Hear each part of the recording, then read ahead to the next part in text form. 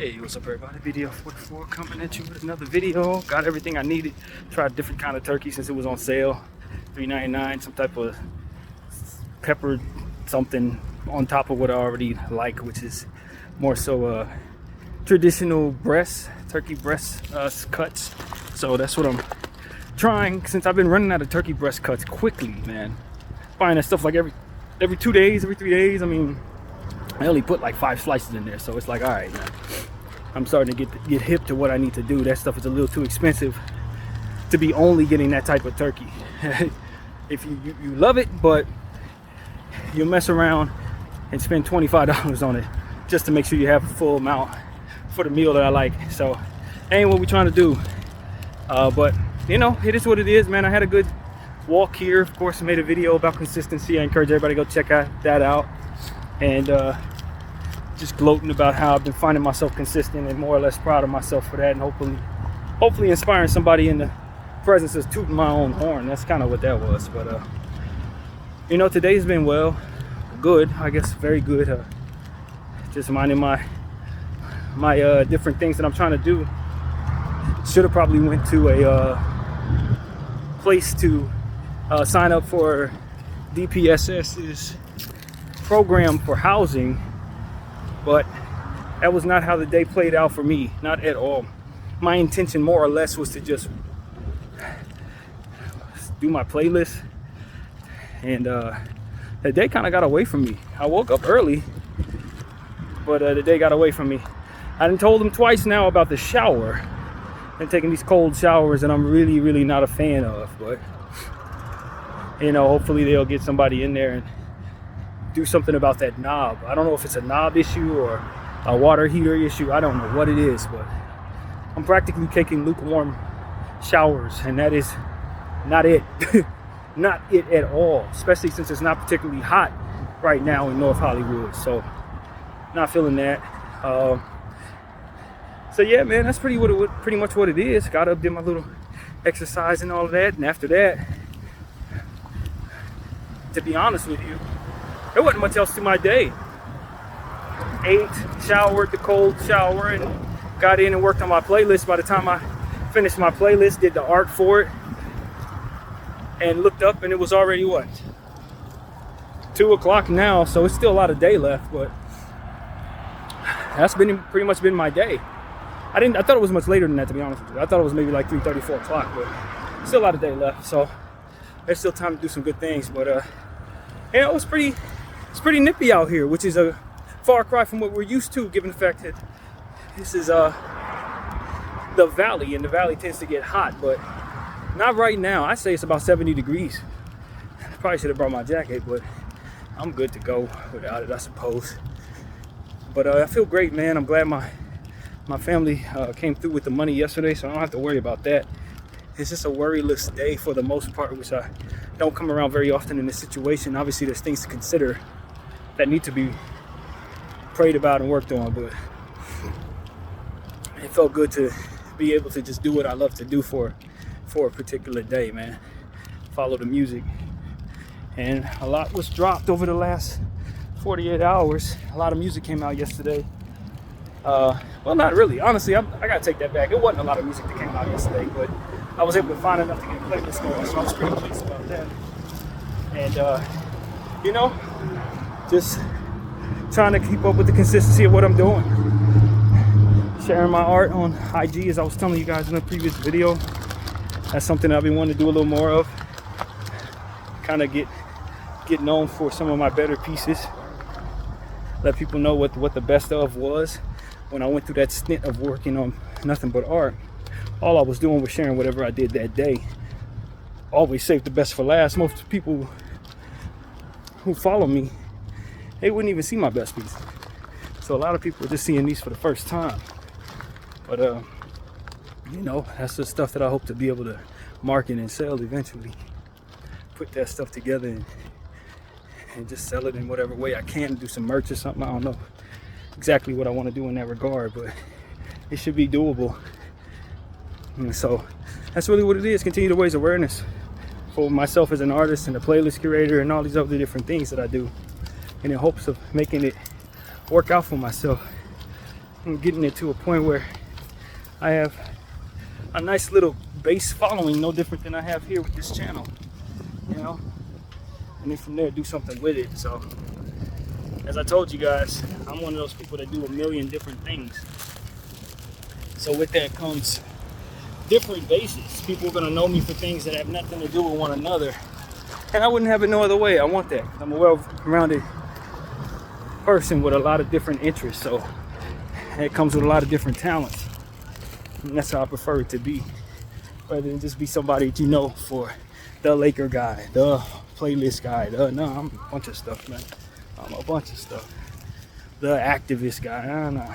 You're gonna know me for a million different things, and if I do it correctly, you may not know it's me doing it. If I do it correctly, you may have to guess who I actually am when seeing some of this stuff. I think the mystery leaves a little room for people to appreciate what you do a little more. Sometimes people don't like you for what it is comes out of your mouth, but they'll love what it is that you do. And so that's something I understand. Some of the people who may not like my point of view may really love my art. And so that's a separate thing. I don't have to agree with you for you to appreciate my art. I don't. And so I intend for people to connect with it the way they do. Maybe people who really like what I have to say may not like what it is I create at all. That's cool too. That is absolutely fine. You know? But the most important thing is that I'm able to do all of it in the time I'm here to live. And so that's what I hope to do. Hello. Excuse me. Hello. Thank you. Yeah, so that's really what it is for me. To mind my business in regards to keeping as much of this stuff in your faces as possible. If you follow me on IG, follow me on Facebook. That's really what it is. I don't really share too much art on Facebook. To be honest with you, I don't really get a large following on my stories on Facebook.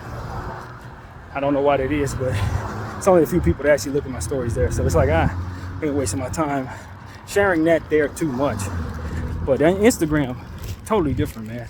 Especially since the start of all this stuff that's going on overseas in Gaza, man. People start seeing my posts on various public platforms and what I have to say, and they end up following me from there and end up checking out my stories to probably see if I'm going to post some more about Gaza, and end up seeing what I do for art. And I've gained a couple people who follow my art regularly now. People check up on my stories just to see what's on there. So that's really a good thing for what it is I'm trying to accomplish. You know, people from overseas, places that I'm probably never been, places I'll never go, they're starting to become familiar with my brand, with my emblem, and our fans. So that's a big deal, man, for somebody who doesn't promote very well or at all. I really, really appreciate that and think that I can do a lot with that if I market it a certain way. And so that's what I hope to do, is learn what needs to be done, maybe get myself a team who believes in what it is that I do, and take this thing far, man. Spend my 40s making a way for myself that maybe I wasn't able to make throughout the course of these 30s, man. You know, become a little bit more business-minded, brand-oriented, I guess is what you can say. Since my name is Brandon, why not? But anyway, yeah, man, so that's pretty much my thoughts, man. I really don't have a whole lot of poignant stuff to say. I'm very disappointed at what's taking place overseas, as I've been mentioning. Gaza, a ceasefire doesn't exist. That truce was just a psychological pause to make these people develop more of a fear for what's coming. Anticipation trauma is what they're trying to apply to these people's heads. I'm not confused by that because I suffer from that. When you worry about what's about to happen, that you think it's going to get worse, or you have an idea about what's coming, and so you're sitting there waiting on it and fearing it, that's what they're trying to do, these people. Or they tell them, hey, it's somewhere safe to go, and then they send them there and they bomb that. That is all about trying to push them to keep them moving. And that's what I posted on Wizard Basan 1's page. It's like, if you want to survive what you're going through, I'd imagine, not to say that I know anything about that, but I'd imagine based on what I'm seeing, you gotta keep moving. You can only sit still for maybe a day, sleep where you're at for about a day. After that, you gotta keep moving, because otherwise they're gonna bomb that. Wherever they find you're at, they bombing it.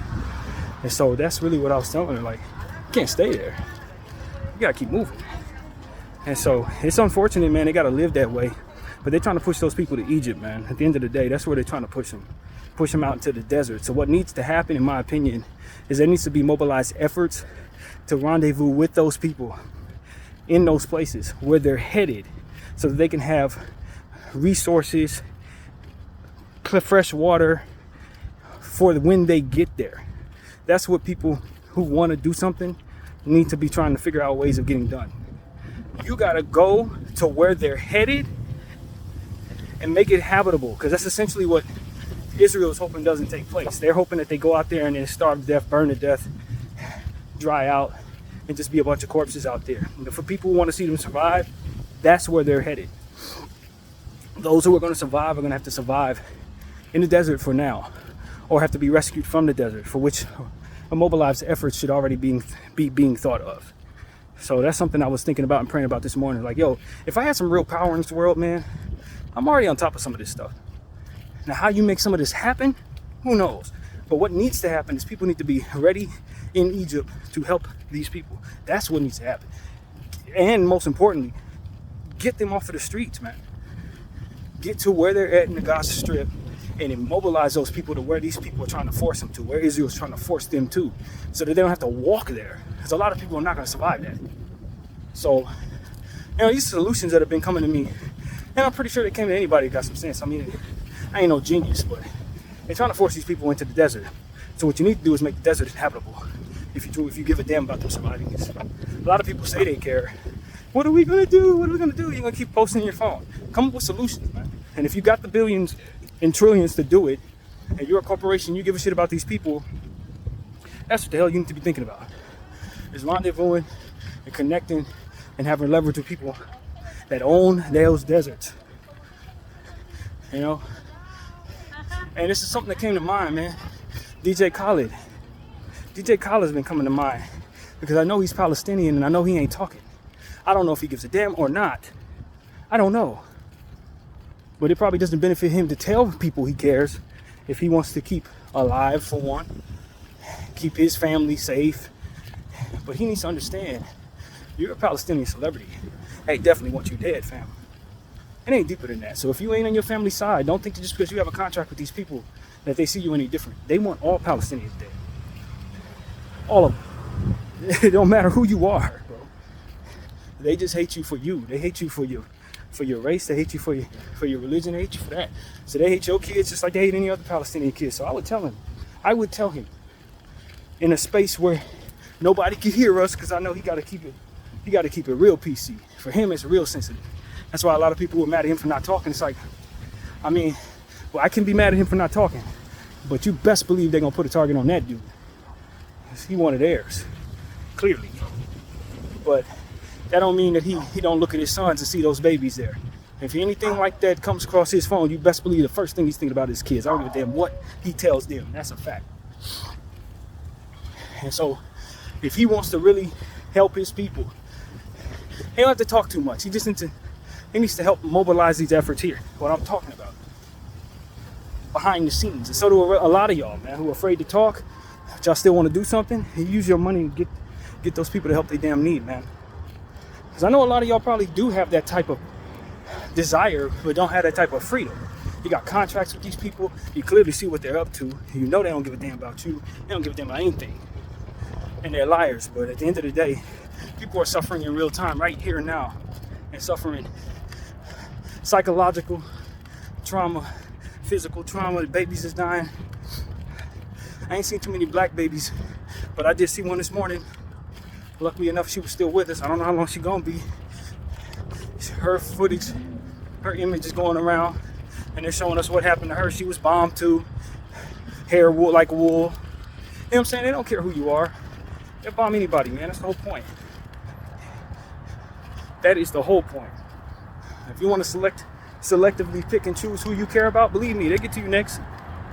These people don't care about nothing but control and support from those they don't necessarily have as a target, so that you can be a target tomorrow. That's it.